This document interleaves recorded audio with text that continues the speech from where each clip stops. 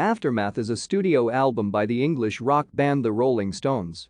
The group recorded the album at RCA Studios in California in December 1965 and March 1966, during breaks between their international tours.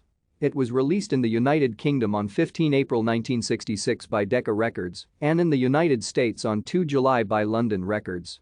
It is the band's fourth British and sixth American studio album and closely follows a series of international hit singles that helped bring the Stones' newfound wealth and popularity rivaling those of their contemporaries the Beatles.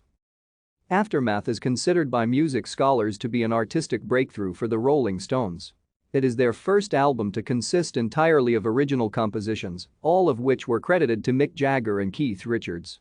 Brian Jones emerged as a key contributor and experimented with instruments not usually associated with popular music, including the sitar, Appalachian dulcimer, Japanese koto and marimbas, as well as guitar and harmonica.